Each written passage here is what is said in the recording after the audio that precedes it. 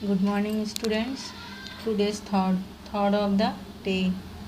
It is good to be good in the eyes of yours rather than eyes of others. अर्थात दूसरों की नज़र में अच्छा बनने से अच्छा है खुद की नज़र में अच्छा बने। कभी कभी हम लोग ऐसा काम करते हैं कि हम लोग सोचते हैं कि हम लोग कुछ ऐसा काम करें कि हम लोग दूसरों की नज़र में बहुत अच्छे बन जाएं, है ना। दूसरे हमारी प्रशंसा करें। हम जो कुछ अगर किसी की मदद कर रहे हैं, किसी की भलाई कर रहे हैं, किसी के कष्ट में अगर हम उसका सहारा बन रहे हैं, तो हम लोग चाहते हैं कि वो हम लोगों के लिए सब लोग उसको देखें कि हमने किसी का भला किया है या हमने किसी की मदद की है, सहायता की है। लेकिन वैसा मदद करने से कोई फ़ायदा नहीं है, वैसा हेल्प करने से किसी को कोई लाभ नहीं मिलेगा।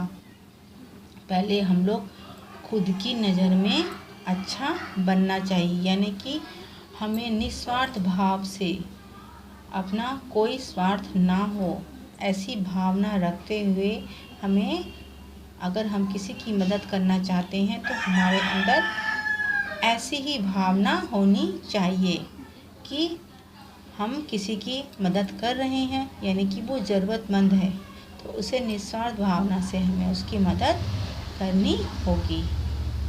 ठीक है। आज हम लोग पढ़ेंगे हिंदी सेकेंड। ओके, आज हम लोग हिंदी सेकेंड में चैप्टर 4 यानी संज्ञा तक हम लोगों ने पढ़ लिया था, है ना। इसके क्वेश्चन आंसर, एक्सरसाइज सब हम लोगों ने कंप्लीट कर लिया है। आज हम पढ़ेंगे चैप्टर 5 यानी अध्याय 5। चैप्टर का नाम है लिंग यानी जेंडर। ओके, लिंग मतलब क्या होता है बच्चों, ये बताइए। लिंग बोलने से हम लोग क्या समझते हैं? इससे किस चीज़ की पुष्टि होती है? इससे पुष्टि होती है कि वह किस जाति का है ना। वह स्त्री जाति का है कि पुरुष जाति का है। आप लोगों को स्त्री पुरुष लड़का लड़की में तो अंतर समझ में आता ही है ना, कि कौन लड़की होती है और कौन लड़के होते हैं, लड़कियां होती हैं, है ना। तो जो लड़की जाति में यानी स्त्री जाति में होती है उसे स्त्रीलिंग कहते हैं, और जो पुरुष जाति यानी लड़का जाति के जो लोग होते हैं वह पुल्लिंग कहलाते हैं। ठीक है। वह सिर्फ मनुष्य में नहीं होते, मानव जाति में सिर्फ नहीं होते हैं, वह संसार के सभी जीव जंतु, सारे जीव जंतु, चाहे वो पशु पक्षी हो, जानवर हो, किसी भी प्रकार का, कभी कभी कोई चीज़ भी ऐसा होता है जो वो, इससे हम लोग स्त्रीलिंग और पुल्लिंग का बोध कर लेते हैं। ठीक है। जैसे उदाहरण के तौर पर टोपी। अब अगर टोपी शब्द आप लोग सुनेंगे तो आप लोग क्या कहेंगे, ये किस जाति का है, स्त्री जाति का कि पुरुष जाति का? ये है स्त्री जाति, है ना। चीज़ है ना, कोई चीज़ है ये। और अगर हम कहेंगे टोपा तो क्या हो गया, पुरुष जाति का बोध हो रहा है ना। तो इससे सब वस्तुओं से भी पता चलता है कि कौन सी जाति स्त्रीलिंग की है और कौन सी जाति पुल्लिंग की है। ओके, तो आज हम लोग पढ़ेंगे लिंग के विषय में। ओके, यहाँ देखिए, ये देखिए, ये है बैल। अब अगर बैल दिख रहा है आपको तो ये बैल बोलने से हम लोग क्या समझेंगे कि यह पुरुष जाति का है, और गाय स्त्री जाति की होती है। ओके, क्योंकि अगर हम लोग कहेंगे कि कभी हम लोग ये नहीं कहते कि बैल चल रही है या गाय दूध देता है, नहीं, बैल चल रहा है और गाय दूध देती है। क्योंकि गाय को हम लोग गौ माता कहते हैं। जब उसको माता की श्रेणी में रखे हैं तो वो पुल्लिंग कैसे हो सकती है, स्त्रीलिंग होगी ना। और बैल पुल्लिंग जाति के होते हैं। ओके, अब उदाहरण पर देखिए, जिस तरीके से यहाँ पर उदाहरण से स्पष्ट किया गया है। बैलगाड़ी खींचता है जबकि गाय दूध देती है। दादा दादी, इसमें एक पुल्लिंग है और एक स्त्रीलिंग है, पार्क में टहलते हैं। गायक गायिका गा रहे हैं, या गायक है या गायिका है जो गाना गा रहे हैं, पुरुष जाति के पुल्लिंग में आए और वो हो गए गायक। और जो स्त्री जाति की गाना गा रही है, गायिका गाना गा रही है। ओके, ऊपर दिए गए वाक्यों में कुछ शब्द पुरुष जाति का बोध करा रहे हैं, जैसे बैल, दादा और गायक, और कुछ स्त्री जाति का बोध करा रहे हैं, जैसे गाय, दादी और गायिका। ठीक है, ऐसे शब्द ही क्या कहलाते हैं, लिंग कहलाते हैं। ये हम लोग समझाने के लिए हम लोग इस तरीके से लिख सकते हैं, लेकिन अगर हम लोग परिभाषित रूप में इसको लिखेंगे, परिभाषा के रूप में इसे लिखेंगे, तो हम लोग इस तरीके से लिखेंगे कि शब्द के जिस रूप से उसके स्त्री जाति तथा पुरुष जाति के होने का बोध हो वह लिंग कहलाता है। ओके, लिंग किसे कहते हैं, जिससे स्त्री जाति का या पुरुष जाति का बोध हो। ओके, जिस शब्द से। लिंग दो प्रकार के होते हैं, इसके पहले भी समझाए हैं बच्चों, पुल्लिंग और स्त्रीलिंग। ओके, अब पुल्लिंग शब्द क्या है, शब्द के जिस रूप से पुरुष जाति के होने का बोध होता है उसे पुल्लिंग कहते हैं, जैसे घोड़ा, हाथी, राजा, भाई आदि। अब स्त्रीलिंग, जिस शब्द से शब्द के जिस रूप से उसके स्त्री जाति के होने का बोध हो उसे स्त्रीलिंग कहते हैं, जैसे लड़की, मोरनी, पंडिताइन। ठीक है, अब इसका अगर हम पुल्लिंग बनाएंगे तो क्या होगा, लड़का, मोर और पंडित। ओके, पुल्लिंग की पहचान हम कैसे करेंगे, पुल्लिंग की पहचान जिन शब्दों के पीछे आ, पा, पन, अंक आदि आता हो वे पुल्लिंग कहलाते हैं, जैसे बच्चा, ओके, बुढ़ापा, बचपन, नायक आदि। ओके, भाव से भी हम पता चल जाता है कि यह भाव स्त्रीलिंग भाव है या पुल्लिंग भाव है। ठीक है, कुछ नाम जो पुल्लिंग होते हैं वे हैं दिनों के नाम। दिनों के नाम जो होते हैं वे कुछ नाम ऐसे होते हैं जो पुल्लिंग होते हैं, जैसे सोमवार, मंगलवार और रविवार। महीनों के भी कुछ नाम होते हैं जो पुल्लिंग होते हैं, जैसे चैत, बैसाख, श्रावण।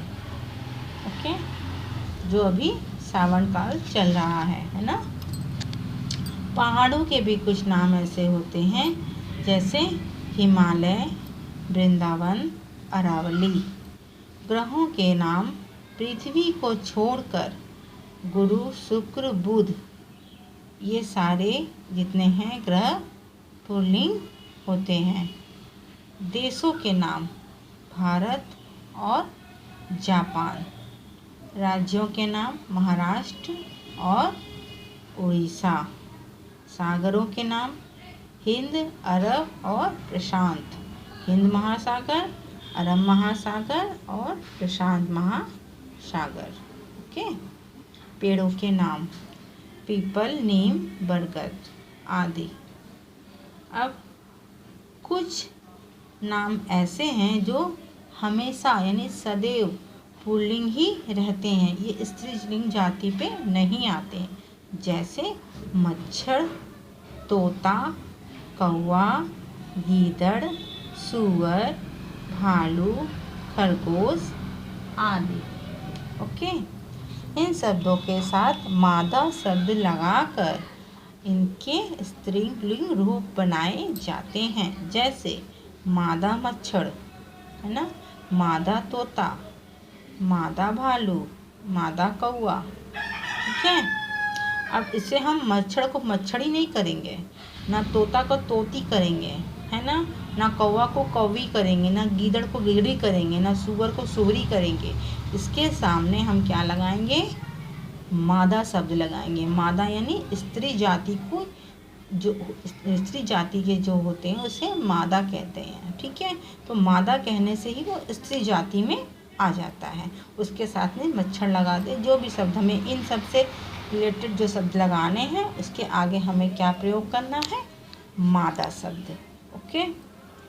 अब स्त्रीलिंग की पहचान। जिन संज्ञा शब्दों के पीछे आ, ई, इया, आनी, आवट, आइन, ता, इन आदि लगा होता है वे स्त्रीलिंग होते हैं, जैसे गोली, चुईया, सेठानी, सजावट, पंडिताइन, सुंदरता, मालिन आदि। कुछ नाम जो स्त्रीलिंग होते हैं, जैसे भाषा के नाम, जैसे हिंदी, संस्कृत, अंग्रेजी। तिथियों के नाम, अष्टमी, नवमी, एकादशी। समुदायवाचक संज्ञा, जैसे पुलिस, कक्षा और फौज। ये समूह, समुदाय, एक पूरा समुदाय इस पे आ रहा है, पूरा समूह आ रहा है। बोलियों के नाम, राजस्थानी और भोजपुरी। ओके। ये बोली यानी भाषाओं के नाम हो गए। लिपियों के नाम, देवनागरी, गुरुमुखी और रोमन। नदियों के नाम, गंगा, यमुना, गोदावरी आदि। कुछ सदा स्त्रीलिंग, कुछ शब्द ऐसे होते हैं जो हमेशा स्त्रीलिंग के रूप में ही उस शब्द का प्रयोग किया जाता है, जैसे चील, मक्खी, लोमड़ी, मछली, कोयल, छिपकली आदि। ओके।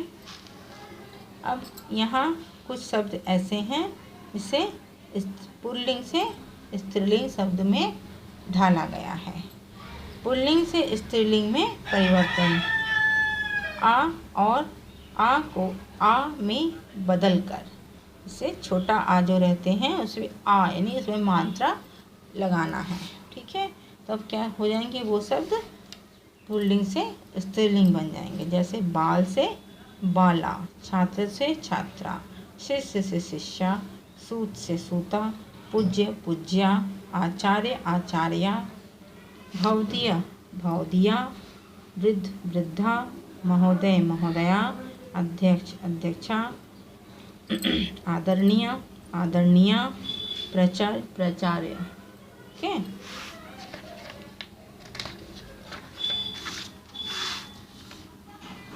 अब आ तथा आ को ई में बदलना है, जैसे लड़का लड़की, बेटा बेटी, पुत्र पुत्री, मामा मामी, घोड़ा घोड़ी, दास दासी, नाना नानी, देव देवी, दादा दादी, चाचा चाची।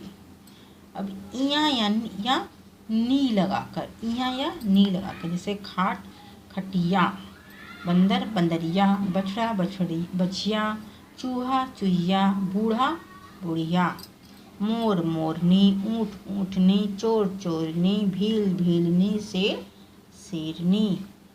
अब आइन या आनी लगाकर, पंडित पंडिताइन, लाला ललाइन, मर्द मर्दानी, ठाकुर ठाकुर ठाकुराइन, खानदान खानदानी, क्षत्रिय छत्राइन। के इका या इका तथा इन लगाकर, इका, ठीक है, या इन लगाकर, जैसे गायक, जैसे गायिका, इका इका। के लेखक लेखिका, नाग नागिन, सुनार सुनारिन, सेवक सेविका, पाठक पाठिका, ग्वाला ग्वालिन, लुहार लुहारिन। अब मति या वती लगाकर श्रीमान श्रीमती, बुद्धिमान बुद्धिमती, आयुष्मान आयुष्मती, सत्यवान सत्यवती, गुणवान गुणवती, भगवान भगवती, बलवान बलवती, ज्ञानवान ज्ञानवती। ओके।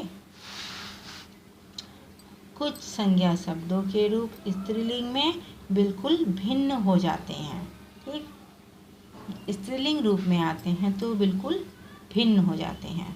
जैसे वर पुल्लिंग शब्द है, वर का हो गया वधू, राजा रानी, सम्राट सम्राज्ञी, बैल गाय, ससुर सास, विदुर विधवा, पिता माता, भाई बहन, पुरुष स्त्री, विद्वान विदुषी, वीर वीरांगना, कवि कवित्री। ओके।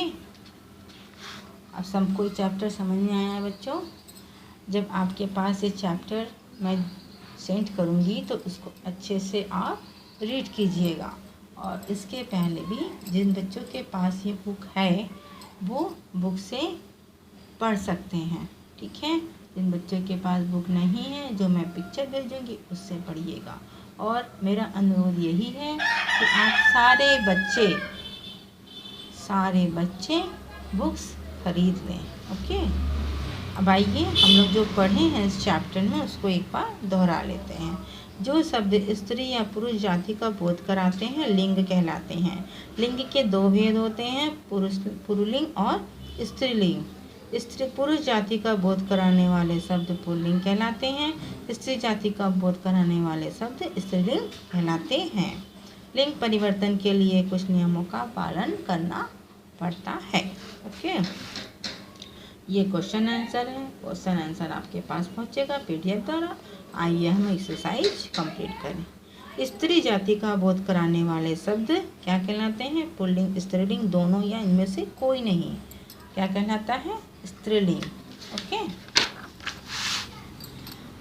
दिनों और महीनों के नाम सदा क्या कहलाते हैं? पुल्लिंग लिंग स्त्रीलिंग इनमें से कोई नहीं, पुल्लिंग।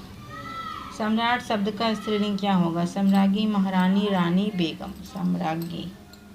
ओके। विदुषी शब्द का पुल्लिंग क्या होगा?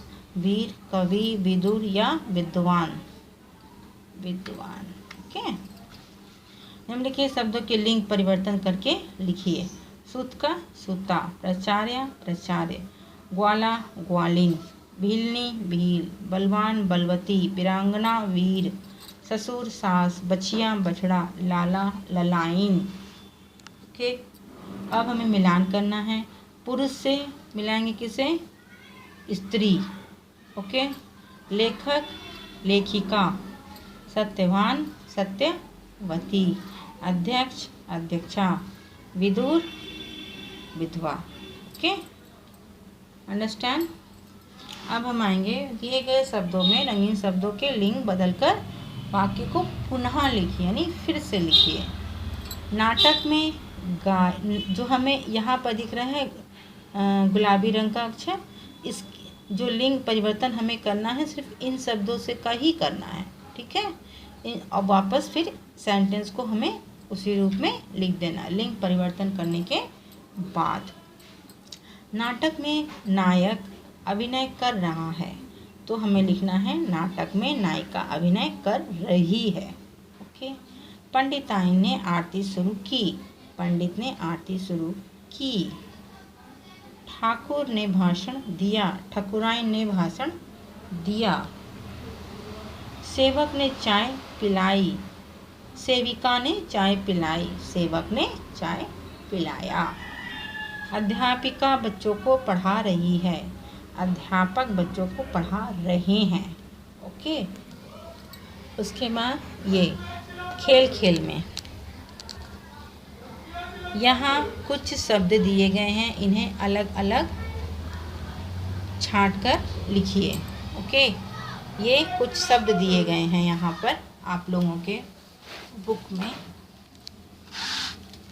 ये गोले में कुछ शब्द दिए गए हैं, हमें इन गोले से शब्द से हमें स्त्रीलिंग शब्द और पुल्लिंग शब्द को छांट कर लिखना है।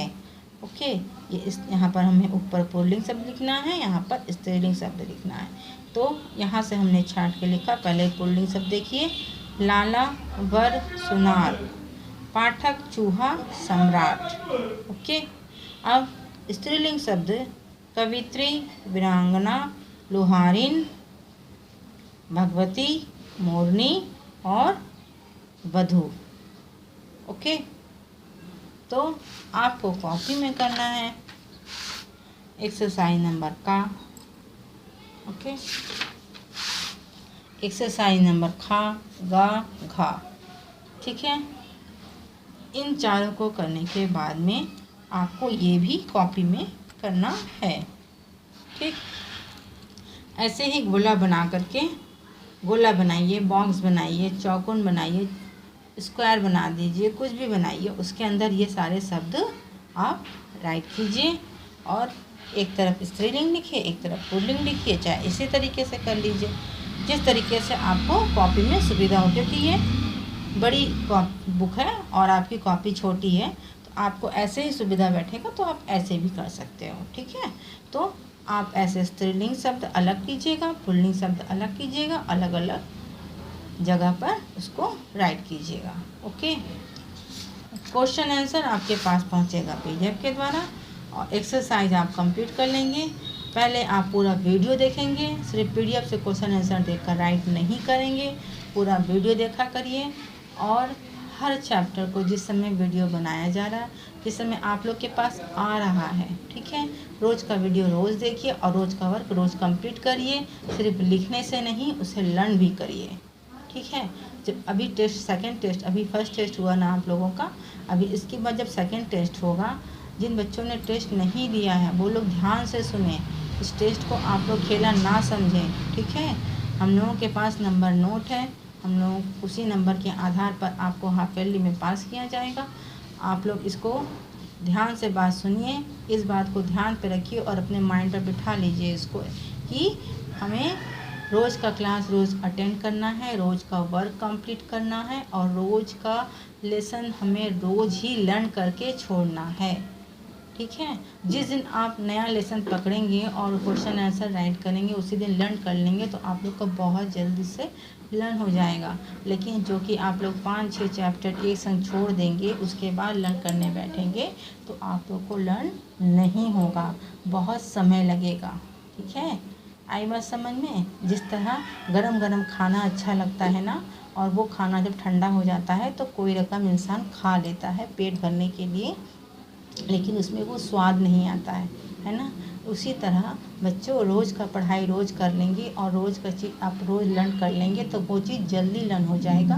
उसे इकट्ठा करके मत रखिए। Okay okay, good bye. आप लोग अपना ख्याल रखिए, सुरक्षित रहिए, घर पर रहिए, बाहर ज़्यादा मत निकलिए, निकलिए तो मास्क का प्रयोग करिए और घर पर रहकर टीवी मत देखिए।